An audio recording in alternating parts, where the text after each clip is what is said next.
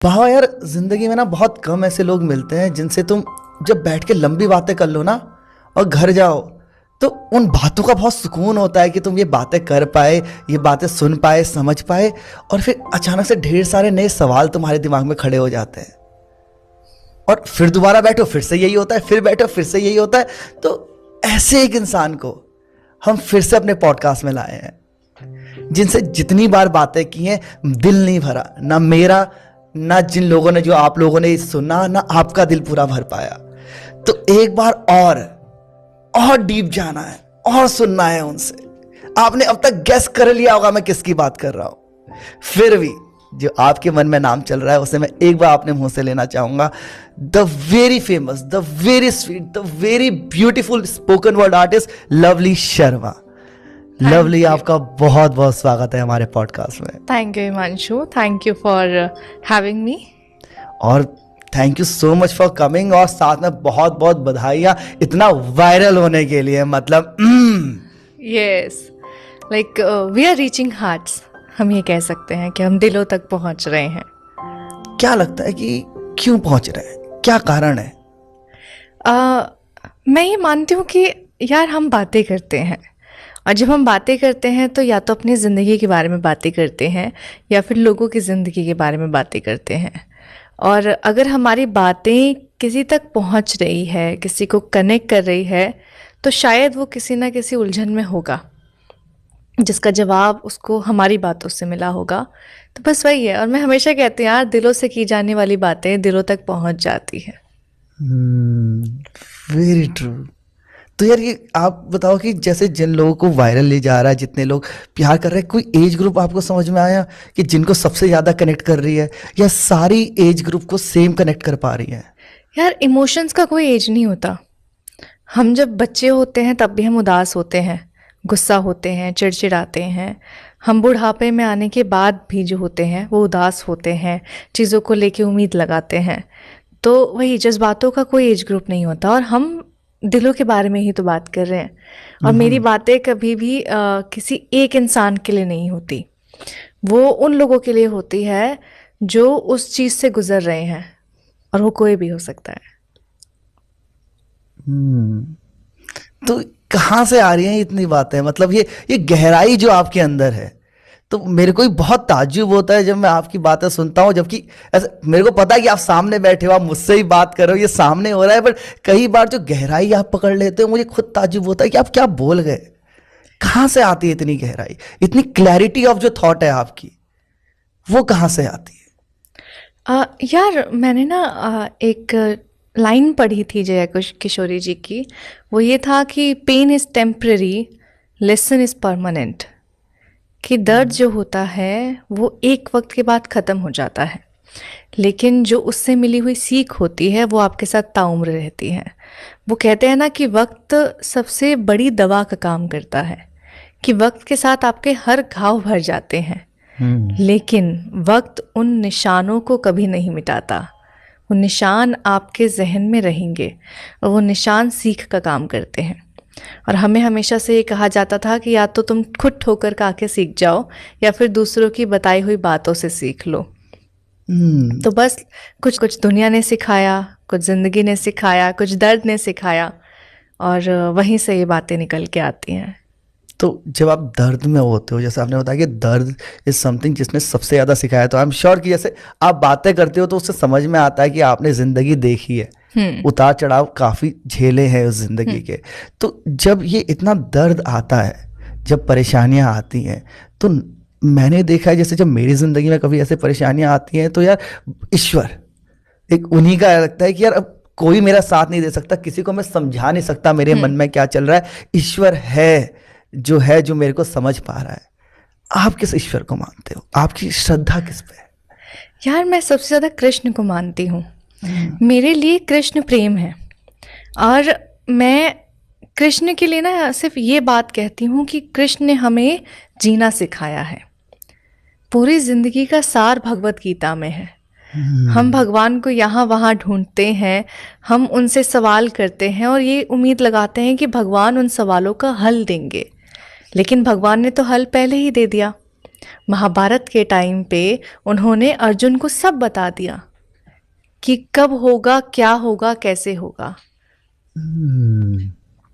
मैंने खुद अभी मैं भगवत गीता पढ़ रहा हूँ, बताया तो मैं अभी कुछ 8वें अध्याय पे हूँ।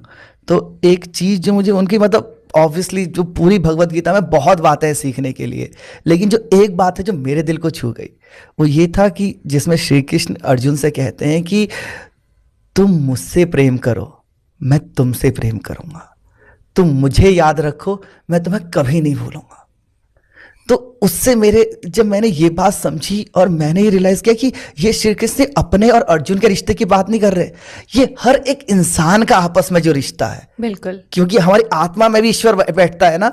तो जब मैं आपसे बात कर रहा हूं तो मेरी कोशिश होती है कि मैं पूरा दिल खोल के पूरे प्रेम के साथ आपसे बोलूं, और मुझे लगता है कि वो प्रेम वापस आता है आपकी थ्रू। महाभारत में जब गीता सुनाई गई थी तो वो कृष्ण और अर्जुन के बीच की बात नहीं थी, वो ईश्वर और भक्त के बीच की बातें थी। कि तुम ऐसे मोड़ पे आके, इस जगह पे आके, ऐसे वक्त पे आके फंसोगे और तुमको एक ही चीज़ सुनाई देगी जो तुमको समझ सकती है, तुमको उस चीज़ से बाहर निकाल सकती है, तुम्हारी परेशानियों से, तुम्हारी उलझनों से बाहर निकाल सकती है, वो है गीता। और आप अभी भी एक चीज़ को अपने साथ आजमा के देखना, ज़िंदगी की कोई भी उलझन हो, कोई भी उलझन, आप गीता को रैंडमली खोलना, किसी भी मतलब कोई भी पेज खोलना, और उसके राइट पेज पे जो सबसे पहली लाइन होगी वो आपके उस सवाल का हल होगा। वाह! ये आप आजमा के देखना, जो भी राइट साइड के पेज का पहली लाइन होगी, जो पूरा कंप्लीट सेंटेंस होता है, वो आपकी सारी उलझनों को आपको हल दे देगी। कृष्ण ने बहुत पहले ये चीज़ आपको सिखा दी थी। जया किशोरी जी ने एक बात कही थी कि वक्त अपने साथ बदलता है। जब श्री राम आए थे तो वो अपने समय में अलग चीज़ों को सिखाने के लिए आए थे।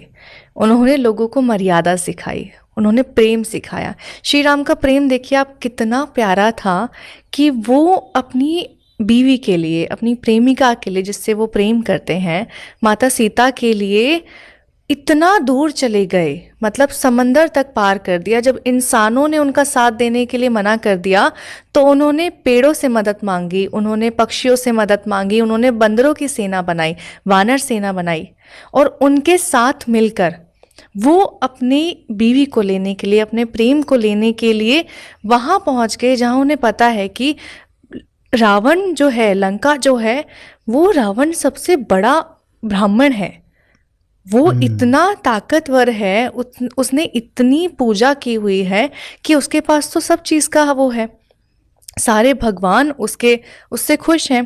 तो उससे लड़ना अगर देखा जाए, अगर कंपेयर किया जाए तो रावण वॉज मोर पावरफुल। और हमारे राम जी जो थे वो इतने प्यारे इंसान जो कभी किसी को दुख नहीं दे सकते, और वो एक नगरी के एक राजकुमार थे। वो वहाँ लड़ने के लिए चले गए अपने प्रेम के लिए, और वहाँ से अपनी प्रेमिका को, माता सीता को लेके आ गए। तो ये प्रेम की ताकत होती है।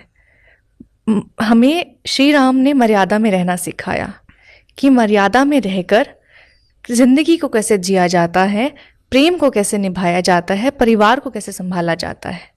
जब श्री कृष्ण आए तो श्री कृष्ण ने ये बोला कि हाँ, मर्यादा में तो हम रह लिए, है तो नारायण अवतार, है ना।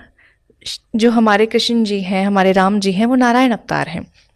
तो उन्होंने बोला कि आपने मर्यादा में रहना सीख लिया है, अब आप दिमाग से काम करना सीखें। पता तो उनको सब कुछ था। अगर देखा जाए तो कौरवों की सेना इतनी बड़ी थी कि 5 पांडव क्या करते उनके आगे। लेकिन श्री कृष्ण ने सूझबूझ सिखाई, उन्होंने छला नहीं किसी को, उन्होंने सूझबूझ से आपको जीवन का सार सिखाया जो गीता में है। वाह!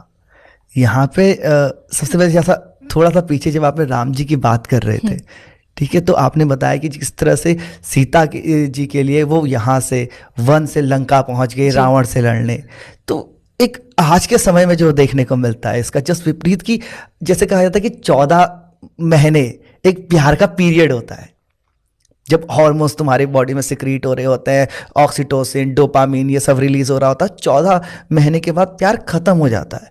एक जगह ये साइंटिफिक डेफिनेशन है, एक ये है जो लोगों ने अनुभव किया है, और एक ये प्रेम है जो कि शादी के इतने समय बाद, वनवास खत्म होने वाला था मेरे ख्याल से, ये 13वें साल के आसपास की बात है जिस टाइम पे सीता जी का अपहरण हुआ था। तो उतने सालों साथ रहने के बाद भी वो प्रेम के लिए उतनी दूर चले गए। तो आखिर क्या प्रेम सच में खत्म होता है?